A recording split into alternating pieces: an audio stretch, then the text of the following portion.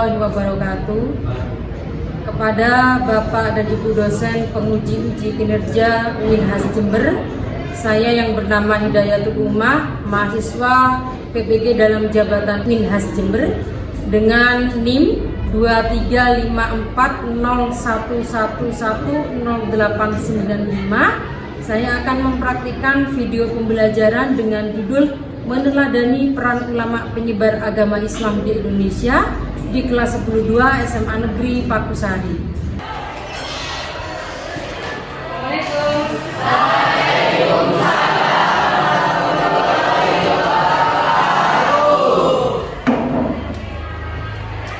Baik, pembelajaran akan segera saya mulai. Assalamualaikum warahmatullahi wabarakatuh.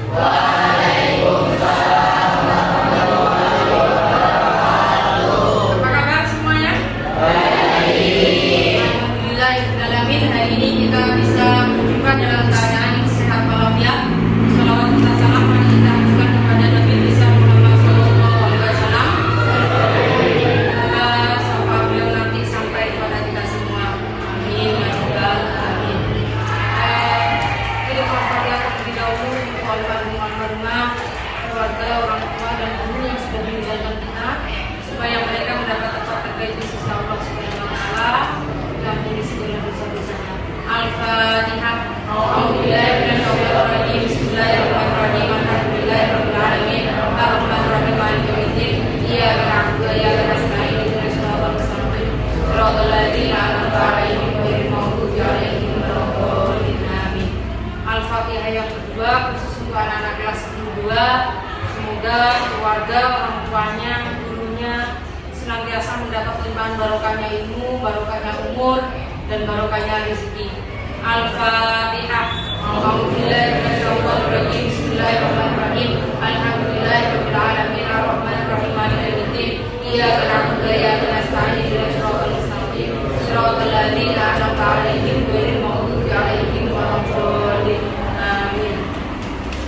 Baik, Ahmad Fauzan, Ahmad Firis, Ahmad Gufron, Andi Ramadhani, Anggita Fitri Aulia, Bintang Oktaviona, Dava Nuri Latif, Diva Ari Kristina, di Ebemla Kugoya, Febiana Izatu, Febriana Yuliaki, Firda Agustin, Denita Ica, Imam Iryo, Iqbal Supriyanto, Jelis Petako, Ria Saukir, Kira, Melisa Anggraini, Muhammad Akmal, Muhammad Bahtiar, Muhammad Dalil Arifin, Muhammad Dimas Maulana, Muhammad Dwi Kifarena, Muhammad Faizal Adinata, Muhammad Ferdi, Nia Ramadhani.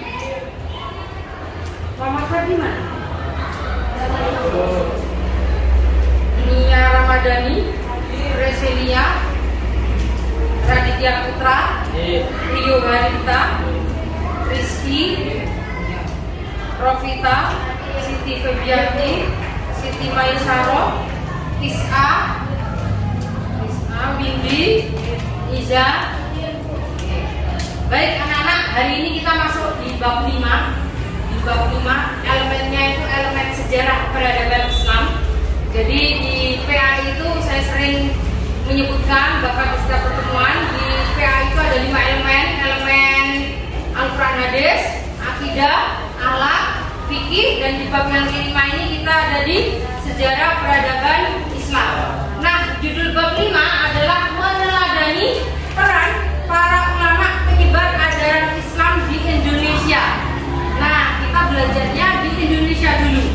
Nanti di kelas 3 itu penyebaran ajaran Islam di dunia. Sekarang di kelas 3 itu penyebaran ajaran Islam di dunia. Tapi di kelas 10 kita fokusnya meneladani peran para ulama penyebar ajaran Islam di Indonesia. Baik, kita di bab sebelumnya atau di bab 1 di elemen Al-Quran dan Hadis, kita pernah belajar tentang berkompetisi dalam kebaikan dan etos kerja. Nah, yang ulama lakukan, yang ulama sudah lakukan itu mereka sudah menerapkan kompetisi dalam kebaikan dan etos kerja. Bagaimana mereka bagaimana mereka menyisihkan waktu, tenaga, biaya demi untuk menyebarkan ajaran Islam, demi membawa agama yang rahmatan lil alamin. Nah, mereka sudah mengesampingkan urusan keluarga demi untuk suksesnya Islam di Indonesia. Para ulama penyebar agama Islam di Indonesia seperti Sunan Kalijogo atau Wali Songo itu dikenal bukan hanya sebagai tokoh agama yang mengajarkan syariat Islam, tetapi juga sebagai sosok yang menunjukkan etos kerja yang tinggi dan komitmen untuk kebaikan. Betul? Mereka bekerja keras untuk menyebarkan ajaran Islam baik melalui dakwah langsung maupun melalui seni budaya dan pendidikan. Ada Sunan Kalijogo menyampaikan syariat Islam melalui wayang. Yang kedua, berlomba-lomba dalam kebaikan tidak hanya berlaku dalam kehidupan individu, tetapi juga dalam konteks sosial dan dakwah. Ulama penyebar Islam di Indonesia berusaha keras menyebarkan Islam dengan cara yang baik, damai, dan sesuai dengan budaya lokal. Nah, kalau senangnya nyanyi, senangnya nonton wayang, senangnya kembang, nah mereka memasukkan unsur-unsur ajaran Islam dengan menyesuaikan tradisi yang ada. Rombol api atau molimo, ajaran molimo. Nah, nanti dibaca secara detail di kisahnya Wali Songo. Nah, kenapa anak-anak kok disuruh atau diberikan materi tentang meneladani peran ulama? Apa sih maksudnya sampai kok harus meneladani peran ulama penyebar agama Islam di Indonesia? Kenapa? Karena peserta didik tidak hanya diminta untuk menguasai pengetahuan sejarah Islam di Indonesia, tetapi juga mampu meneladani nilai-nilai yang diajarkan oleh para ulama seperti kesederhanaan, kesungguhan dalam mencari ilmu, dan peran sosial mereka dalam masyarakat. Orang yang berhasil mengislamkan Nusantara otomatis orang yang gigih dalam mencari ilmu. Otomatis ulama tersebut mempunyai jiwa sosial yang tinggi, jiwa pengabdian kepada masyarakat, jiwa nuntun agama itu seperti apa, sholat itu kayak apa, puasa itu kayak apa. Nah, kita harus melek, kita harus tahu bagaimana perjuangan ulama mengislamkan Indonesia yang awalnya dulu banyak kerajaan Buddha, dikenalkan dengan Tuhan Yang Maha Esa, dikenalkan dengan ajaran sholat.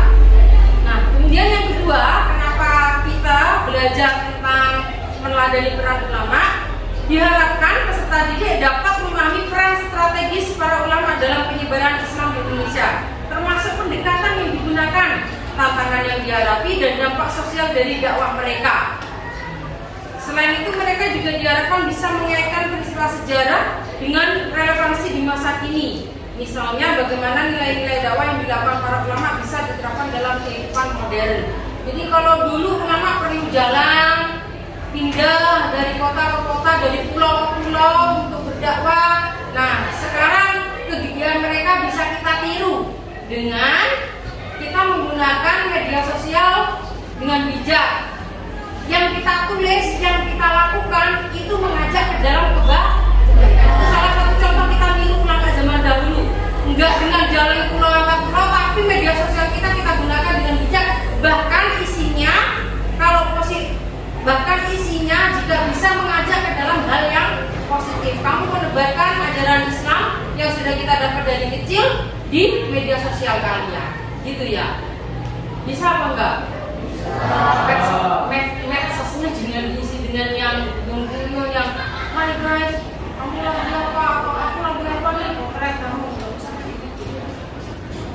Apa contohnya kalian story WA yang mengajak kepada kebaikan? Apa contohnya dalam kehidupan kalian sehari-hari? Ya enggak, ayo sholat zuhur, ya enggak gitu juga. Bahasanya jangan terlalu transparan begitu, tapi ada sesuatu hal, perbuatan atau kata-kata yang intinya mengajak ke dalam kebaikan. Ayo sholat, kalau itu kan kamu nanti balas dibully kan, seperti itu. Ya contohnya apa ya? Ya nanti bisa kalian pikirkan sendiri. Apa yang kata-kata kalian atau foto kalian yang mengajak ke dalam kebaikan, ditransformasi ke dalam kehidupan kalian sehari-hari, ya. Baik,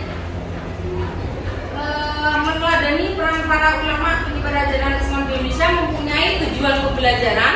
Yang pertama, meyakini bahwa perkembangan peradaban Islam di Indonesia merupakan kehendak Allah. Kalau tidak kehendak Allah, oh itu sukses gara-gara ulama yang bawa ke sini. Pasti ada andil apa di dalam. Allah yang berkehendak Indonesia itu hampir 90% umatnya Muslim. Nah, itu kehendak siapa? Itu jadi juga karena pokok dan pegannya Allah Subhanahu wa Ta'ala. Nomor 2, membiasakan kesederhanaan dan kesungguhan dalam mencari ilmu. Ulama zaman biyen itu sulit dan penuh pengorbanan dalam menyebarkan agama Islam. Jadi yang kita tiru kesungguhannya. Kalau anak-anak di sekolah tugasnya telat gak sama dengan mana, jangan, itu tidak teladan ulama, tidak meneladani ulama. Yang ketiga, menganalisis sejarah dan peran tokoh ulama penyebar ajaran Islam di Indonesia. Dianalisis, di Sumatera itu bagaimana, di Jawa itu oleh siapa, di Maluku itu oleh siapa ulamanya, kemudian di Kalimantan itu oleh siapa. Terus dulu itu ada kerajaan-kerajaan, pernah belajar sejarah kan? Ada kerajaan yang awalnya Hindu Buddha, kemudian rajanya masuk Islam. Nah, kayak gitu perlu dianalisis. Jadi peserta didik harapannya bisa menganalisis sejarah dan peran tokoh Islam. Yang keempat, membuat karya bagan timeline sejarah tokoh ulama penyebar Islam di Indonesia. Harapannya Islam bisa menganalisis tahun oleh siapa dan ada kejadian apa. Nah, itu dibuat timeline. Timeline itu bagan informasi. Nah, harapannya peserta didik bisa membuat timeline itu atau membuat gambar cerita dari tahun ke tahun, mulai dari masuk hingga Islam tumbuh maju di Indonesia. Harapannya peserta didik bisa seperti itu. Nah, nanti kita akan menggunakan model pembelajaran project based learning. Ketika saya sudah selesai menerangkan, harapannya kalian bisa membuat suatu project. Sebagai bukti kalian paham materi ini. Projectnya itu apa? Projectnya bisa membuat Canva, bisa membuat bagan timeline itu tadi. Dengan langkah-langkah yang pertama membuat desain produk, menyusun jadwal, membuat dan menyelesaikan produk, nomor 4 presentasi, dan yang kelima penilaian. Ini siapa saja ulama yang berperan penting dalam penyebaran Islam di wilayah Nusantara? Saya tahu tokoh ulama yang menyebarkan Islam di Indonesia. Terserah mau disebutkan dari daerah Jawa boleh, Sumatera boleh, Cirebon boleh, kalau disebutkan. Sebelum dibaca materinya, angkat tangan. Siapa yang menyebarkan ajaran Islam di Indonesia? Angkat tangan, salah satunya. Ya, Anita. Wali Songo. Oke, Wali Songo. Ada yang hafal Wali Songo siapa aja? Sebutkan. Ayo angkat tangan. Rizky. Ya. Rizky. Ya. Ya. Ya. Ya. Selain Wali Songo, ada lagi? Selain Wali Songo, ayo angkat tangan. Selain Wali Songo yang menyebarkan agama Islam, siapa lagi? Siapa lagi? Ada Sultan Alauddin di daerah Sulawesi. Nah, nanti dibaca ya, Nak ya. Oke. Baik. Nah, yang nomor 2, apa sih sumbangsi mereka bagi perkembangan agama dan masyarakat? Dengan adanya ulama penyebaran Islam di Indonesia, akhirnya Indonesia bagaimana? Nia, akhirnya Indonesia bagaimana Nia? Setelah mereka menyebarkan agama Islam di Indonesia. Islam 100%. Islam 100% berkembang di Indonesia. Ya. Oke. Nah, sebelum kita masuk ke dalam materinya, saya akan membuat sebuah konsep, peta konsep yang ini membuat kita lebih paham apa maksud dari bab 5. Meneladani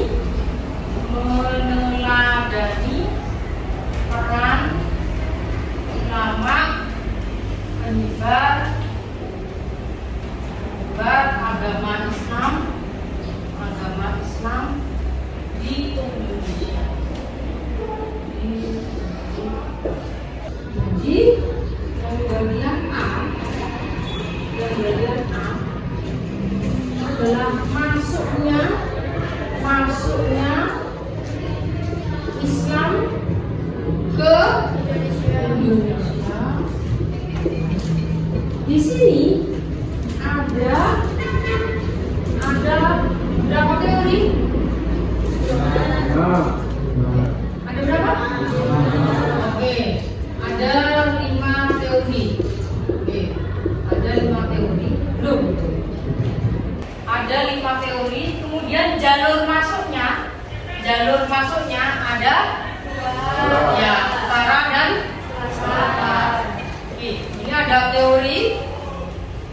Gujarat, terus Mekah, Persia, Cina, maritim, teori maritim. Nah, oke, ini yang bagian A. Kemudian yang bagian B, jadi biar kalian tahu konsep pembelajaran hari ini. Yang B itu apa? Perkembangan Islam di Indonesia. Perkembangan Islam di Indonesia. Oke, ini ada dua. Penyebaran Islam di Indonesia ini ada dua. Penyebaran Islam di wilayah atau by wilayah atau by kepulauan. Kemudian yang kedua, penyebaran by kerajaan atau basicnya kerajaan. Paham ya? Penyebaran Islam di wilayah sesuai dengan kepulauan atau wilayahnya di wilayah Indonesia. Yang kedua, penyebaran Islam penyebaran Islam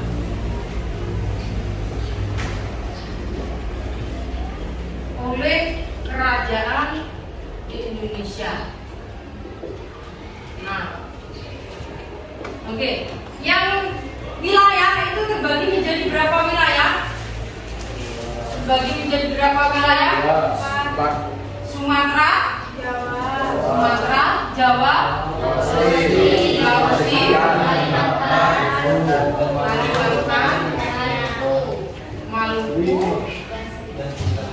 Maluku dan sekitarnya. Oke. Dan sekitarnya. Kemudian penyebaran Islam oleh kerajaan, ada kerajaan apa saja? Kerajaan Demak,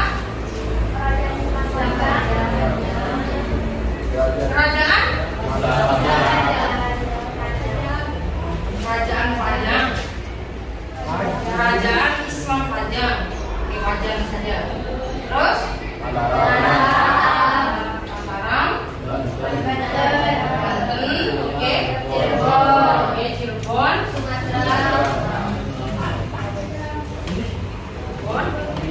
terus ini yang kerajaan di Jawa. Kemudian ada kerajaan di Sumatera. Nama kerajaannya apa di Sumatera? Nama kerajaannya apa?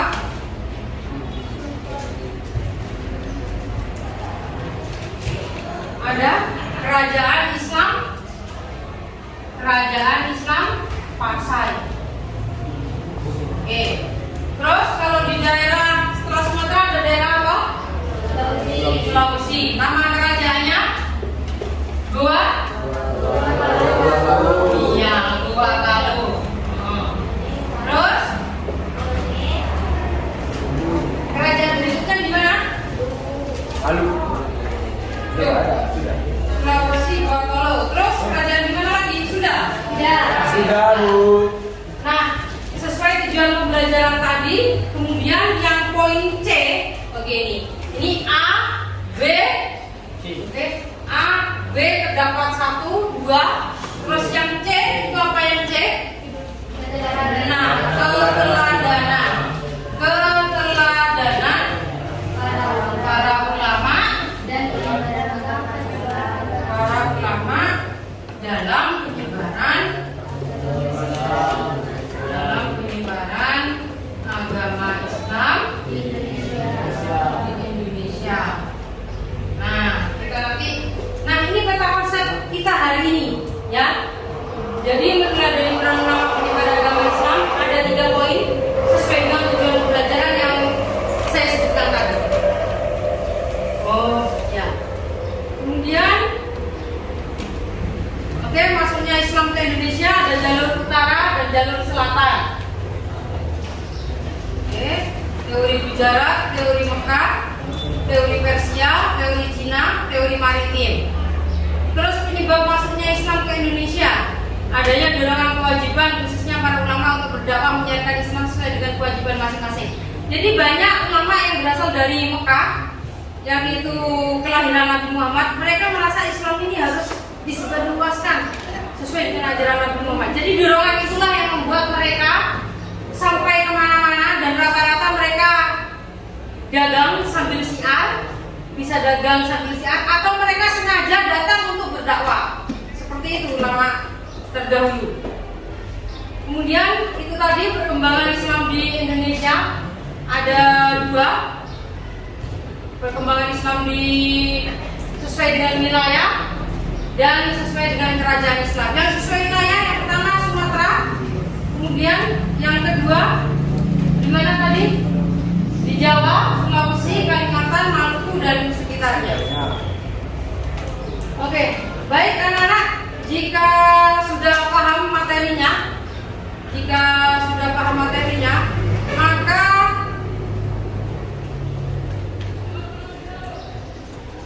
akan saya bagi menjadi kelompok membuat proyek.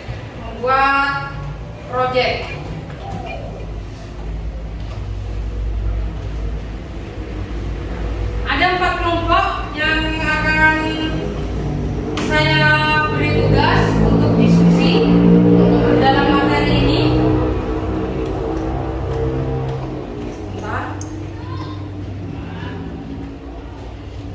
Nah, kelompok 1 membuat bagan timeline sejarah tokoh ulama. Sudah dikerjakan kemarin? Kelompok 2 membuat poster kreatif melalui Canva tentang nilai-nilai yang diajarkan oleh ulama seperti kesederhanaan, tauhid, dan akhlak. Kelompok 3 video dokumenter singkat tentang peran wali songo atau ulama lainnya. Ini jika kita lakukan asik banget. Kelompok 4 buku mini atau jurnal berisi ringkasan sejarah dan peran ulama penyebar Islam di Indonesia.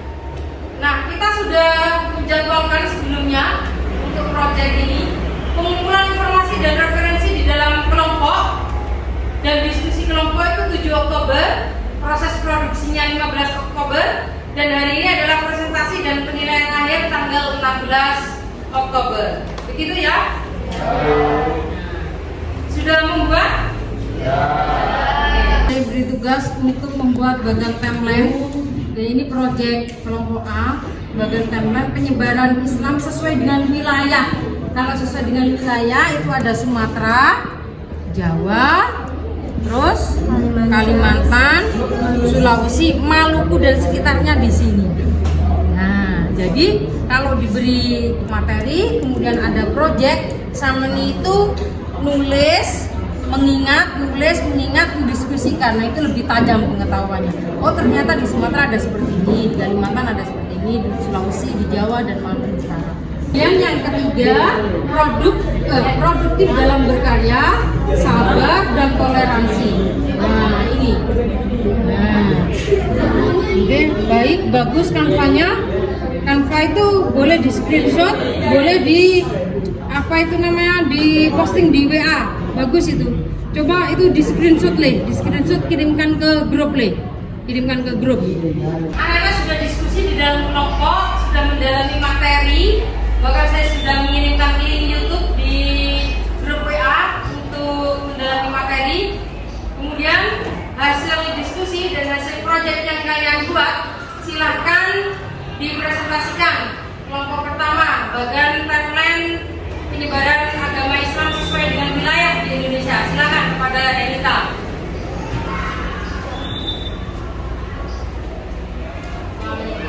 Assalamualaikum warahmatullahi wabarakatuh.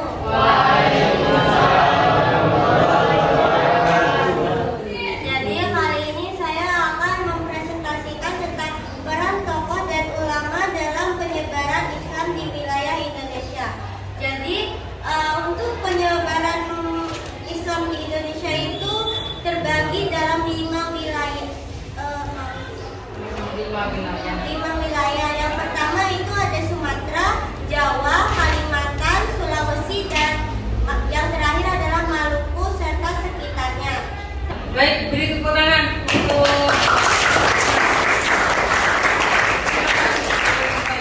untuk saya kurang lebihnya mohon maaf. Assalamualaikum warahmatullahi wabarakatuh. Waalaikumsalam.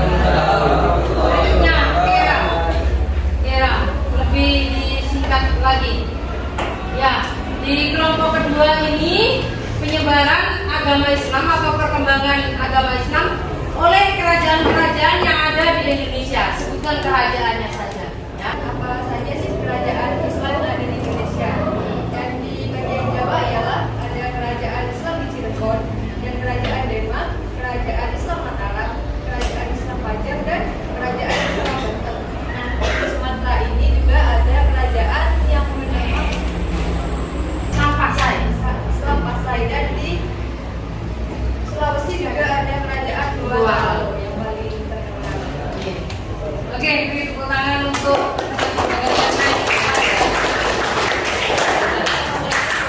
Waalaikumsalam warahmatullahi wabarakatuh. Nah, untuk kelompok berikutnya yaitu kelompok yang membahas atau membuat produk berupa meneladani peran ulama penyebar agama Islam di Indonesia. Apa manfaat-manfaatnya? Silakan Iqbal dengan Wiki maju ke depan. Jelaskan kepada teman-temannya apa yang sudah kalian buat di Canva ini. Nah, satunya mana? Sudah dikirim? Ya.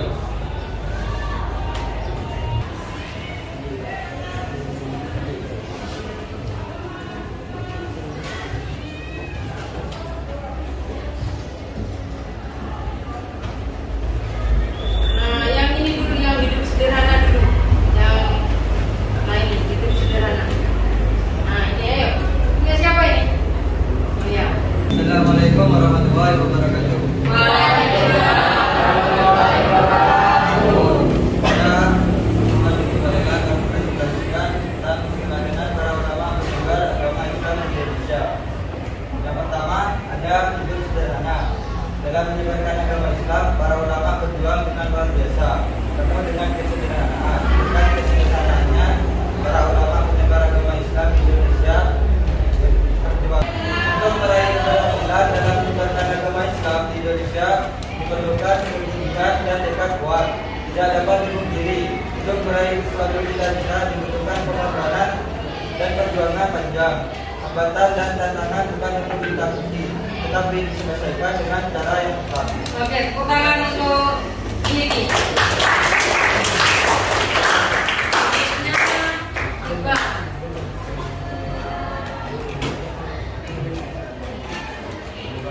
Ayo, silakan Iqbal. Assalamualaikum warahmatullahi wabarakatuh. Waalaikumsalam. Saya akan mempresentasikan keberadaan para ulama penyebar agama Islam di Indonesia. Yang kedua, sabar. Seseorang akan menuju oleh Allah sesuai dengan tingkat keimanannya. Semakin tinggi keimanan, maka semakin berat ujian dari Allah. Keimanan dan kesabaran adalah dua sisi yang tidak dapat dipisahkan satu sama lain. Ibaratnya seperti kepala dan dada. Oke, toleransi. Toleransi. Para ulama penyebar agama Islam di Indonesia sangatlah toleran terdapat budaya lokal. Masyarakat berkunjung yang memeluk agama Islam juga toleran melakukan tradisi lokal yang juga diselaraskan dengan ajaran Islam. Baik, ini adalah hasil Canva tentang manfaat meneladani peran ulama penyebar agama Islam di Indonesia. Beri tepuk tangan yang meriah.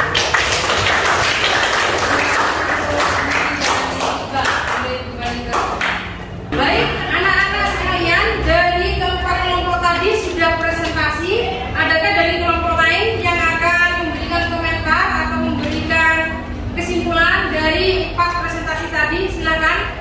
Ya, berdiri nak. Berdiri. Pelajaran tadi meneladani peran ulama penyebar ajaran Islam di Indonesia ini lebih memahami tentang kayak masuknya Islam di Indonesia, terus kayak bisa memahami perkembangan Islam di Indonesia, bisa tahu peran penyebaran Islam di wilayah Indonesia tuh apa saja, terus kayak penyebaran Islam tuh di kerajaan tuh apa saja, bisa lebih. Oke, terima kasih atas masukannya. Model pembelajaran bisa problem, bisa produk, itu sangat berdampak sekali pada anak-anak. Semoga ibu guru bisa melaksanakan pembelajaran bermakna ini di bab-bab seterusnya, ya. Nah, untuk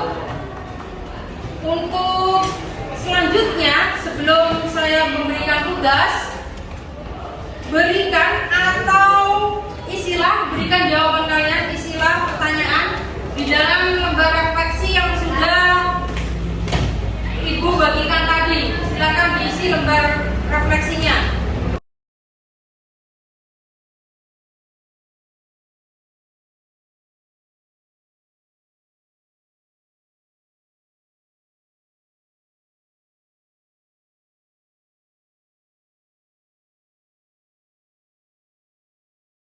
Ya, hari ini kita sudah selesai belajar tentang meneladani peran ulama penyebar agama Islam di Indonesia. Kalian sudah diskusi dalam kelompok, kemudian sudah menghasilkan suatu proyek, dan harapannya di dalamnya tadi ada manfaat. Harapannya manfaat itu bisa kita terapkan di dalam kehidupan sehari-hari. Kita lebih rajin dalam meningkatkan kemampuan dalam diri kita, seperti ulama-ulama zaman dahulu mengislamkan Nusantara.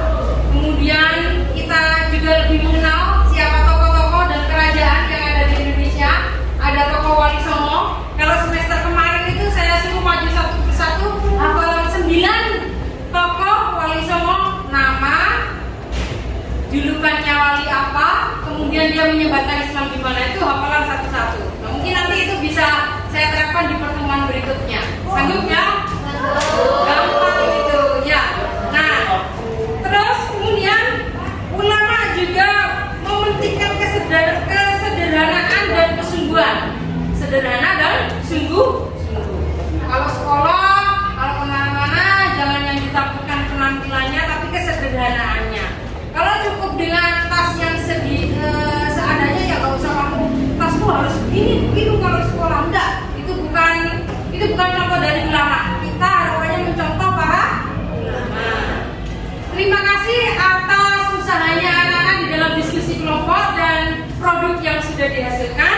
Semoga nilai kalian nanti baik semua ya. Amin. Kita bisa menerapkan kesederhanaan, kejujuran, kerja keras, dan jiwa pemimpin. Untuk asesmennya, nanti silakan kalian masuk ke tim, ke bagian asesmen. Nah, nanti saya posting soalnya di situ di LWS tim, ya, seperti waktu kita zaman pandemi dulu. Ya, semoga pembelajaran hari ini membawa manfaat barokah untuk kita semua.